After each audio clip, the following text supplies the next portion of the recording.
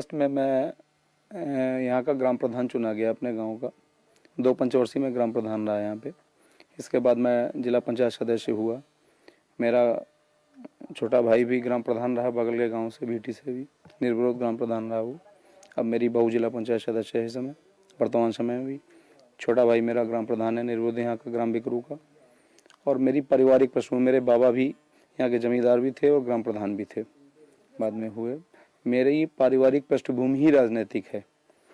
तो राजनीतिक पृष्ठभूमि तो मेरी पारिवारिक है, मेरी पैदाइशी कहिए तो आप पैदाइशी है। विकास दुबे जी, किस तरह से आपको कहा जाता है कि आप अपराध में डॉन नाम से बोला जाता है कि आप माफिया हैं, डॉन हैं, और लेकिन आपका राजनीतिक करियर है, क्या है बेसिकली, हकीकत क्या है? देखिए, एक्चुअल राजनीति में लाने का श्रेय मैंने पढ़ाई में ग्रेजुएशन किया है मैंने, और मैं अच्छा स्कॉलर रहा हूँ अपने टाइम का। राजनीति में लाने का श्रेय मुझे स्वर्गीय हरिकिशन श्रीवास्तव जी का है, जो मेरे राजनीतिक गुरु थे और उत्तर प्रदेश के कई बार मिनिस्टर रहे और उत्तर प्रदेश विधानसभा के अध्यक्ष भी रहे वो। उन्होंने मुझे राजनीति में लाने का प्रयास किया और उन्हीं के प्रयास से मैं राजनीति में आया। और जिस दिन से मैं राजनीति में आया तो लोगों को मेरे प्रभाव से और मेरी लोकप्रियता से ज्वेलसी होने लगी। आज तक कोई भी ऐसा मामला नहीं है जिसको मैंने अपने हाथ से मैंने कोई अपराध किया हो या मैंने कोई अपराध को बढ़ावा दिया हो। अपराध से मेरा कोई दूर दूर से रिश्ता नहीं है। मेरी राजनीतिक वर्चस्व की जंग है जो मेरे जिंदगी तक और मेरे मरते दम तक जारी रहेगी। लेकिन इस राजनीतिक वर्चस्व की जंग में बम, गोली और हत्या ये सब चलता नहीं, ऐसा नहीं है। हमारे यहाँ हमारी राजनीतिक जंग में कभी भी ऐसा कुछ भी नहीं हुआ कि मैंने किसी को मरवाया हो या किसी को मारा हो या किसी को मारने के लिए प्रेरित किया हो। किसी के ऊपर आरोप लगा देना, आप तो समझते हैं कि उत्तर प्रदेश में होता क्या है कि मर्डर कहीं होता है, फंसाए कई लोग जाते हैं। मर्डर कोई करता है, उसके भाई, उसके खानदान, उसके परिवार, उसके सब सारे लोगों को फंसाया जाता है। ये एक उत्तर प्रदेश की एक ये ट्रेंड बन गया है लोगों का राजनीति में फंसाने का, और उसी का मैं शिकार हुआ हूँ। श्रम राज्य मंत्री संतोष शुक्ला का हत्या का आपके ऊपर आरोप लगा, उस वक्त आप कहाँ थे? क्या वो हत्या आपने की थी? जी नहीं, जिस दिन उनकी हत्या हुई थी उस समय मैं थाने में अपनी FIR लिखाने हुए गया हुआ था। मेरे ऊपर अटैक हुआ था। उसके बाद मैं जब वहाँ से चला आया, जब अपने ऊपर अटैक किया मेरे ऊपर, मैं उस दिन कानपुर जा रहा था अपनी पत्नी को लेकर। वो बीमार थी, उनको किडनी पेन था। रास्ते में मेरे ऊपर बम से अटैक किया गया, बम और गोलियां चलाई गई मेरी गाड़ी पर। तो मैं उसकी FIR, जब मैंने SP कानपुर देहात को फ़ोन किया कि मेरे ऊपर इस तरीके से घटना हुई, तो उन्होंने मुझे कहा कि आप वहीं रुकिए, मैं फोर्स भेज रहा हूँ। फोर्स मुझको वहाँ से लेके आया, मैंने थाने में FIR लिखाई और मैं चला आया। इसके बाद थाने में जिन मंत्री जी का आप नाम ले रहे हैं, वो मंत्री जी किन्हीं कारणों से अपना पहुँचे और उन्होंने किसी तरीके से पुलिस से उलझाव किया। वहाँ लोगों से उनकी कहासुनी हुई। इसके बाद क्या हुआ क्या नहीं हुआ उससे मेरी जानकारी नहीं है। उनकी हत्या की जानकारी या उनके मरने की जानकारी मुझे लखनऊ में हुई। हत्या के कई चश्मदीद थे। मनोज शुक्ला, जो संतोष शुक्ला मंत्री के भाई थे, उन्होंने आपको देखा था कि आपने गोली मारी? नहीं, ऐसा कुछ नहीं। ये देखिए, इस बात को तो अदालत में इसका ट्रायल हो चुका है मुकदमे का, और अदालत में इस चीज साबित हो चुकी है कि मनोज शुक्ला पेशबंदी में उनसे, मनोज शुक्ला के साथ जितने उनके गनर, संतोष शुक्ला जी के साथ गनर, शैडो ड्राइवर और उनके प्राइवेट लोग थे, उन्होंने सारे ने गवाही दी कि जिस समय संतोष शुक्ला का मर्डर हुआ उस समय विकास दुबे या जो लोग आरोपित लोग हैं इनके परिवारजनी, ये लोग मौके पर नहीं थे। इनका नाम पुलिस के कहने पर FIR में लिखाया गया। जैसा पुलिस ने कहा मैंने वैसा FIR में लिखाया। अब वो मुकदमा ट्रायल होने के बाद भी उसमें दोष मुक्त हो चुके हैं सारे लोग, और उस मुकदमे की कार्रवाई सारी जो कुछ थी वो समाप्त हो चुकी है। मैंने अदालत में सरेंडर किया, न्याय में मेरा विश्वास था, मैंने अदालत में सरेंडर किया और उस मुकदमे को फेस किया।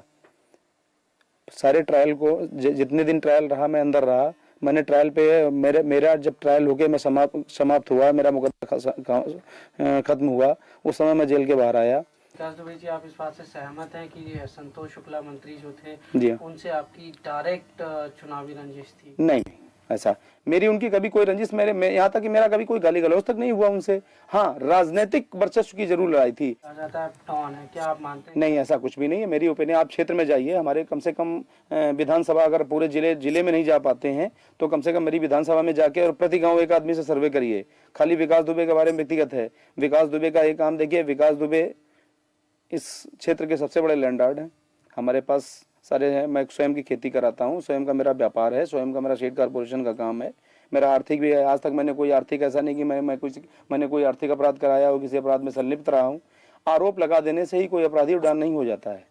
विकास दुबे के वर्चस्व को कम करने के लिए ये सारे मुकदमे फर्जी लगाए गए, जो कि अदालत में सारे खत्म हो चुके हैं। 2-4 मुकदमे भी ट्रायल पर हैं, जिनका मैं फेस कर रहा हूं, और ट्रायल होने के बाद जो भी अदालत निर्णय करेगी उसको मान्य करूंगा। मैं एक चीज जानना चाहता हूँ, छात्र जीवन से लेके अब तक आपके ऊपर कितने मुकदमे लगे गए, कितने में आप बरी हुए, कितने अभी आपके ऊपर चल रहे हैं? मेरे हिसाब से 45 मुकदमे आज तक मेरे ऊपर खिलाफ कायम किए गए। किस तरह के? गैंगस्टर के हैं, गुंडा एक्ट के हैं, पुलिस के। अभी आपने बताया सहारनपुर में साहब भी दिखाया कि साहब वो गैंगस्टर में वहां से वांछित थे, तो चूरन, नशे का चूरन खा रहे थे। आप जो आदमी अपने पूरी लाइफ में जिसने चाय न पी हो, 22 साल से चाय न पीता हो, उस आदमी को नशे का चूरन खाते हुए बता रहे हैं।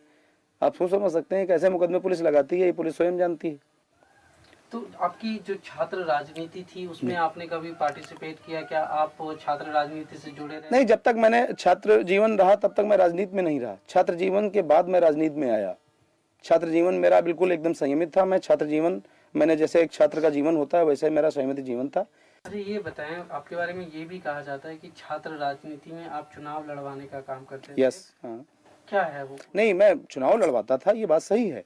चुनाव में अपने कैंडिडेट लगाता था, अपने कैंडिडेट को सपोर्ट करता था, चुनाव जिताता था।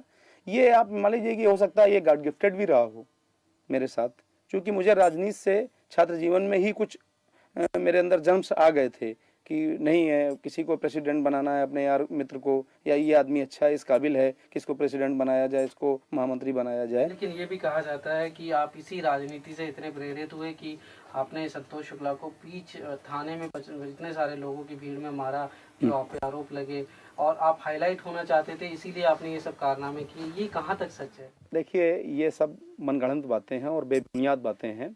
संतोष शुक्ला की ना तो मैंने हत्या की और न कभी मैंने उनका हत्या का ख्याल लाया मेरे जीवन में, और मैं भी उनसे, जिन लोगों ने हत्या की है उनसे मैं सहमत नहीं हूँ। किन्हीं लोगों ने भी की हो उनकी हत्या, चूँकि राजनीति में वर्चस्व में इतनी है। लेकिन संतोष शुक्ला की छवि चूँकि हमारे यहाँ अच्छी नहीं थी। संतोष शुक्ला के विकास दुबे के कोई दुश्मन नहीं थे। संतोष शुक्ला ने जिन 50 लोगों को, हजारों लोगों को यहाँ जबरिया जेल में बंद कराया, फर्जी मुकदमे लगवा के, हो सकता है उन्हीं में से कोई उनका इंटेंशन रहा हो।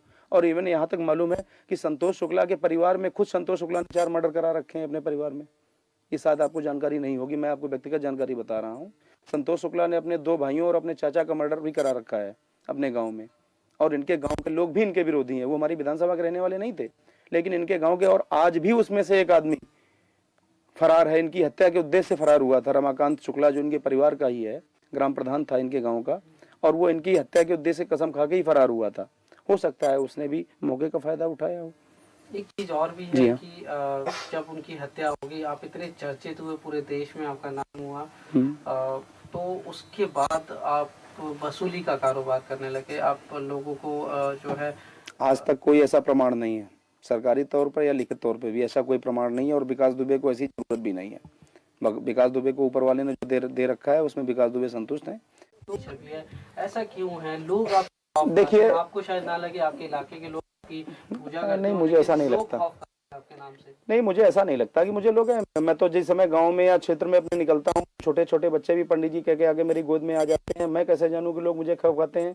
और दूसरी बात मैं आपको बताऊं, खौफ से सिलेक्टेड हुआ जा सकता है, इलेक्टेड नहीं हुआ जा सकता है। इलेक्टेड आदमी वही हो सकता है, और आज तक मैं कभी सेलेक्ट होके कोई मैं नेता नहीं बना, ना मैंने पाया। आज तक जितने भी इलेक्शन लड़े, मैंने पब्लिक इलेक्शन लड़े, और आज के इस दौर में पब्लिक को टेरर में लेना या पब्लिक को टेरर लेके वोट लेना, ये संभव नहीं है। तो अभी आप नेक्स्ट क्या करेंगे? एमएलए का चुनाव लड़ेंगे या नहीं? मेरी आकांक्षा तो यही है कि मैं स्वस्थ हो जाऊं जल्दी, और स्वस्थ होने के बाद मेरे हाई कमान से मुझे निर्देश भी है कि जितनी जल्दी स्वस्थ हो जाएं आपको इलेक्शन लड़ना है। आप जिस समय स्वस्थ हो जाएं हाई कमान रिपोर्ट करिए, आपको क्षेत्र दिया जाता है, जिस क्षेत्र के लिए आपको कहा जाता है उस क्षेत्र में आके आप चुनाव की तैयारी कीजिए। आपको अपनी सुरक्षा को लेकर कोई चिंता होती है? आपके तो बहुत दुश्मन होंगे। देखिए, राजनीति में आज तक कितने लोगों की हत्याएं हुई, सबको सुरक्षा मिली हुई थी। जब ऊपर वाला जब तक नहीं चाहेगा तब तक किसी की हत्या नहीं हो सकती। जब ऊपर वाला किसी के ऊपर ठीक होता है तब ठीक है। अगर हमने गलत काम किए होंगे तो मेरी हो सकता है हत्या भी हो सकती है। अगर मैंने अच्छे काम किए होंगे तो हो सकता है ऊपर वाला हमको भी लोगों की सेवा करने के लिए जिंदा भी रखेगा। लेकिन फिर भी सुरक्षा को लेके आप क्या एहतियात बरतते हैं? क्या सरकारी सुरक्षा आपने मांगी? देखिए, मुझे अभी तक सरकारी सुरक्षा प्राप्त थी इस गवर्नमेंट में। 11 दिसंबर 2004 तक 4 जनवरी 2005 तक मुझको सरकारी गनर प्राप्त था। एक बार नहीं, 3-3 4-4 बार प्राप्त रहा मुझे। लेकिन कुछ राजनीतिक कारणों से मेरा गनर वापस ले लिया गया, इसलिए मुझे व्यक्तिगत सुरक्षा अपनी रखनी पड़ती है। और चूंकि आप जानते हैं उत्तर प्रदेश की राजनीति में राजनीति करने वाले आदमी को या चर्चित आदमी को अपने राजनीति से ज़्यादा अपने सुरक्षा की चिंता होती है, लेकिन मैं उतना भी चिंतित नहीं होता हूँ। सुरक्षा अपनी जगह है, चिंतित है, क्योंकि मुझे ये विश्वास है कि मैंने पब्लिक में ऐसा कोई गलत काम नहीं किया है जो जनता ये करे। लेकिन चूंकि राजनीति में सुरक्षा सिक्योरिटी करना कोई बुरी बात नहीं है, तो इसलिए अगर मैं अपनी सुरक्षा रखता हूं तो इसमें कोई हर्ज नहीं होना चाहिए किसी को। जी ये बताएं, छात्र राजनीति आजकल क्या गंदी हुई है? क्या उसमें देखिए हिंसा का बढ़ावा लेके? देखिए, मैं आपकी बात समझ गया पूरी इतनी बात में ही। देखिए, जिनको राजनीति में मठाधीश कहा जाता है उन लोगों का सीधा दखल छात्र राजनीति में है, जो अपने उल्लू सीधे करते हैं छात्रों के जरिए से। और ये दखल, मठाधीशों का दखल छात्र राजनीति में कतई नहीं होना चाहिए, इसका मैं विरोधी हूँ। छात्र राजनीति एक प्राथमिक सीढ़ी है और वो बिल्कुल पाक साफ होनी चाहिए। क्योंकि जब बच्चा शुरुआत में बेसिकली पढ़ने जाता है प्रेप या नर्सरी में, जो शिक्षा उस समय उसको प्राप्त होती है वही उसकी आखिरी तक ग्रेजुएशन और पोस्ट ग्रेजुएशन एमटेक बीटेक तक चलती है। अगर किसी आदमी की नींव ही खराब कर दी जाएगी छात्र राजनीति में, अगर मठाधीशों का दखल रहेगा तो छात्र राजनीति कभी भी पाक साफ सुथरी नहीं रहेगी। लेकिन एक मठाधीश मेरे सामने बैठे हैं, उनका भी दखल रहा छात्र राजनीति में, उन्होंने भी अपने कैंडिडेट खड़े किए, उन लोगों को जिताया बाकायदा। जब तक मैं जब तक स्टूडेंट था तब तक मैं राजनीति में, छात्र राजनीति में मेरा इंटरेस्ट रहा। जिस दिन से मैंने स्टूडेंट लाइफ मेरी समाप्त हुई उस दिन से मैंने छात्र राजनीति में कभी दखल नहीं रखा। पर राजनीति में मठाधीश बनना कोई बुरी बात तो नहीं है, लोग बनते हैं। और नहीं, मेरी समझ में बुरी बात है। कुछ और कहना चाहेंगे आप हमसे? मैं यही आपके जरिए से मैं थोड़ा सा संदेश देना चाहता हूँ लोगों को कि राजनीति में जो लोग एक दूसरे को नीचा दिखाने के लिए गलत प्रभाव का इस्तेमाल, सत्ता का और पुलिस का दुरुपयोग करते हैं, ये नहीं करना चाहिए। किसी भी अच्छे व्यक्ति को आगे बढ़ने से रोकने के लिए ये रास्ता अच्छा नहीं है। अगर किसी को इस तरह रोकना है तो उसके राजनीतिक प्रभाव को कम करिए, उसकी खामियां पब्लिक में बताइए। लेकिन किसी के ऊपर आप फर्जी मुकदमे लगा के बंद करवा दें अपने राजनीतिक प्रभाव के इस्तेमाल से, ये बात ठीक नहीं है। लेकिन विकास दुबे जी, शुरुआत में तो शायद कभी ना कभी आपने कुछ ऐसा कुछ किया होगा जिसकी वजह से केस लगे होंगे। उसके बाद क्या पुलिस ने जबरदस्ती डाले केस? देखिए, पुलिस आज भी मेरी विरोधी नहीं है और पुलिस मुझसे कभी भी इस तरह से असहमत नहीं रही। मैं ग्राम प्रधान रहा, बराबर पुलिस दरवाजे आती है, बराबर क्षेत्र के एसओ सीओ साहब जो भी हों, जो बुलाते हैं, मैं आज भी थाने जाता हूँ। मैं कोई पुलिस से मुंह नहीं छिपाता हूँ। लेकिन जो मेरा सवाल है वो ये है कि शुरुआत में तो जरूर आपसे कुछ गलतियां हुई होंगी, जिसका बाद में जो है लंबे अरसे में पुलिस ने उसको ध्यान में रखते हुए और केसेस थोपे होंगे, चाहे वो राजनीतिक। देखिए, पुलिस ने जो कुछ भी किया मेरे साथ वो राजनीतिक दबाव में किया। पुलिस ने व्यक्तिगत रूप में मैंने ऐसा कोई काम किया और ना पुलिस ने। देखिए, पुलिस को सिर्फ निर्देशित करके उनको दबाव देकर उनसे गलत कराया गया। पुलिस ने जानबूझकर मेरे साथ कोई गलत काम नहीं किया। उत्तर प्रदेश और बिहार में राजनीति में, पुलिस में राजनीति का इतना ज्यादा दखल है कि आगे चल के राजनीतिज्ञों को लेके पब्लिक जूता लेके दौड़ेगी, राजनीति करने वालों को पसंद नहीं करेगी। किसी दिन हिंदुस्तान में 2 स्टेट ऐसे हैं आपके, इनमें राजनीतिज्ञों को देखना पब्लिक पसंद नहीं करेगी। राजनीति करना तो दूर रही, राजनीतिज्ञों को देखना पब्लिक पसंद